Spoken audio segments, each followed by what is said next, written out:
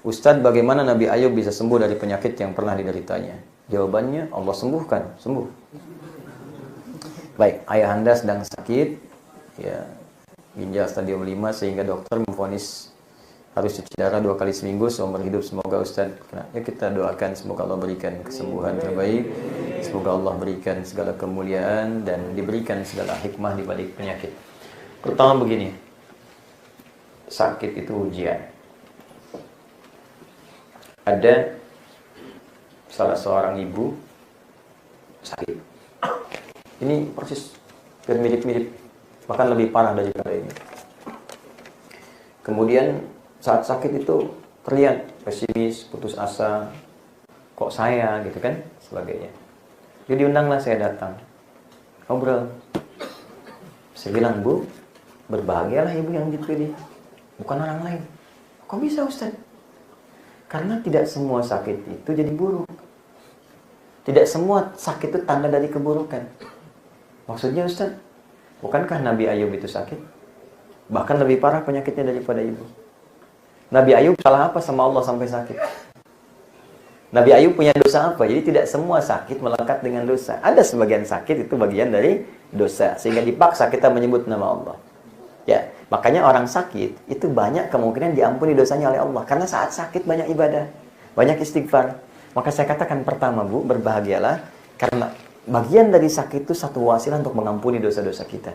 Maka Masya Allah, ibu yang diberikan sakit, bukan saya, bukan yang lain. Boleh jadi ada cinta Allah yang berkeinginan menggugurkan dosa-dosa ibu. Satu. Yang kedua, ada petunjuk dalam Al-Quran, justru dalam sakit itu bisa mengembalikan semua keindahan-keindahan hidup yang boleh jadi setelah sembuh akan berlipat lebih daripada sebelumnya. Maka saya contohkan Nabi Ayub. Teman-teman sekalian, ini sebagai penutup, kisahnya ada di Quran surah ke-21, ayat 83-84. Perhatikan baik-baik. Ayub orang kaya. Istrinya cantik, baik, setia, punya anak 12. Kaya, Masya Allah, punya kedudukan, keluarga bagus, anak 12. Jalan bertahun-tahun. Satu ketika, setan menggoda. Gak pernah surut, ibadah luar biasa. Minta kepada Allah untuk menggoda Ayub alaihissalam lewat 3 kondisi. 1, kejadian pertama, minta kepada Allah supaya hartanya dihabiskan semua dalam sehari. Maka dalam sehari habis semua hartanya. Ya, hewan ternaknya mati semua, kebun-kebunnya terbakar semua dalam sehari. Anda kalau kerja sehari misalnya omset hilang, gaji hilang sehari. Kan keluhan luar biasa. Nabi Ayub sehari jatuh fakir, semua hilang.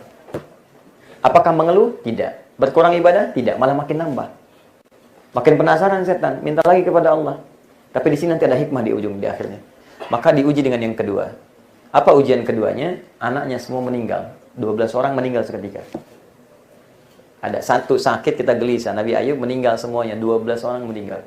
Apakah berkurang ibadahnya? Tidak. Makin giat dari yang pertama. Terakhir setan minta, ya Allah, uji dengan penyakit. Maka diujilah dengan penyakit yang tidak pernah dialami oleh orang sebelumnya dan tidak akan dirasakan orang setelahnya. Apa yang terjadi? Malah makin tambah.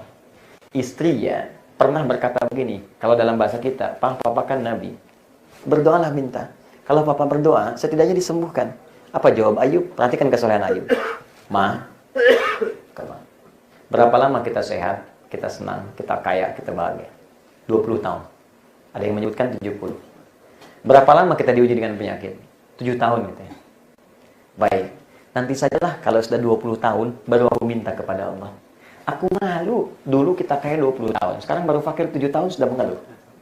Aku malu, dulu kita sehat 20 tahun, sekarang baru sakit 7 tahun sudah mengeluh. Nanti kalau sakitnya sama dengan sehatnya, fakirnya sama dengan kayanya, baru aku minta kepada Allah. Kalau orang paham dengan sakit itu ada ampunan, dengan kenikmatan dan sebagainya, tentulah Masya Allah kenikmatan di dalamnya. Ada seorang ulama kalau nggak sakit dalam sepekan, dia nangis. Ditanya, kenapa engkau menangis? Aku takut aku punya dosa sepekan ini nggak diampuni oleh Allah. Kenapa aku nggak sakit ya katanya. Ya ada ulama yang mengharapkan sakit karena takut nggak diampuni dosa. Nah yang paling menarik teman-teman sekalian, lalu tibalah kemudian penyakit itu mengganggu beliau ibadah. Di sini rahasianya, di sini saya ajarkan amalannya, boleh praktekkan zikirnya dengan izin Allah Subhanahu wa taala. Perhatikan amalannya. Begitu penyakitnya mengganggu beliau untuk ibadah. Wa ayyuba, dan saya buka kisah Ayub kata Allah. Terjemahkan dengan nahwunya, maftuh, dan saya buka kisah Ayub, ataf kepada sebelumnya. idnada rabbahu anni massaniyad dhurru wa anta arhamur rahimin. Perhatikan cara bacanya. Ketika di sedang mau masuk asar, saya tutup. Ketika penyakit itu mengganggu ia untuk ibadah, maka mulailah ia berdoa kepada Allah. Perhatikan doanya. Ya Allah, Engkau yang paling sayang kepadaku. Jika yang paling sayang saja tidak menyembuhkanku, kepada siapa lagi aku memohon? Penyakit ini sudah mulai mengganggu aku untuk ibadah. Ada rumus kata para ulama di sini, kalau Bapak Ibu diuji dengan penyakit termasuk berat, kata dokter gak mungkin sembuh, maka bacakan zikir Nabi Ayub ini. Ya. Allahumma anni masaniyad dhurru wa anta arhamur rahimin. Itu ada di Quran surah 21 ayat 83. Bacakan zikirnya. Anni masaniyad dhurru wa anta arhamur rahimin. Pegang yang sakitnya. Minta kepada Allah. Tapi hadirkan janji dalam hati bahwa kalau Anda sembuh sehat, saya akan mulai beribadah dengan baik kepada Allah. Karena Nabi Ayub zikirnya dibacakan, ya Allah ini penyakit mengganggu saya ibadah. Saat gak mengganggu biasa aja. Tapi saat mulai mengganggu ibadahnya sehingga sulit untuk sholat, sulit ibadah, mulai minta, ya Allah mengganggu saya ibadah nih. Saya nggak bisa khusyuk nih. Maka ketika penyakit disandingkan dengan ibadah, Allah kemudian turunkan rahmatnya, disembuhkan seketika. Buka ayat 84-nya. Fastajabna lahu. Kami jawab langsung doanya. Fakashafna ma bihi min dhurrin. Kami hilangkan semua sakitnya. Wa atainahu ahlahu wa mithlahum ma'ahum rahmatan min indina. Maka kami kembalikan semua anaknya. Jadi begitu Ayub sembuh, dengar semua sekampung. Karena Ayub baik, senang berbagi, maka setiap yang datang bawa makanan, bawa ternak, bawa ini. Jadi kayanya naik 2 kali lipat dari sebelumnya. Setelah itu sembuh, berhubungan lagi dengan istrinya. Setiap berhubungan, hamil, kandung kembar, sampai kembar 12 kali, 24. Anak sebelum 12 jadi 24. Nah, yang paling menarik saya akhiri, wa dzikra lil abidin. Kata Allah, ini pengingat bagi hamba-hambaku di masa depan yang punya keadaan yang sama dengan Ayub pun. Kalau sakit seperti Ayub, dia amalkan zikir Ayub, aku akan sembuhkan seperti aku sembuhkan Ayub alaihissalam. Bacakan zikir itu dengan niat ibadah kepada Allah dan berjanjilah untuk lebih mendekat kepada Allah, niscaya Allah sembuhkan. Saya pernah praktekkan itu saat saya dirawat di rumah sakit pada penyakit yang kata dokter, Allah, ini sulit, butuh waktu. Tapi malam saya bangun, saya tayamum, saya minta kepada Allah. Di antaranya saya bacakan itu, besoknya terjadi sesuatu yang luar biasa. Hari pertama dokternya manggil, apa yang dirasakan Dek? Adek. Hari kedua panggil Mas.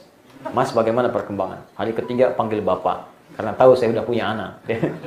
Bagaimana Pak katanya? Hari keempat biasa visit jam 11, datang jam 7, ketok pintu. Assalamualaikum. Assalamualaikum. Ternyata dokter tadi. Kok bisa begini katanya Ustaz? Panggil Ustaz. Adek, Mas, Bapak, Ustaz dari keempat. Rupanya dia cari info dulu. Harusnya ini belum naik darahnya, harusnya masih begini. Kok bisa katanya? Saya juga kesehatannya begini-begini. Jadi Ustaz itu kita hari itu. Tiba-tiba datang pasien lain naik ke atas.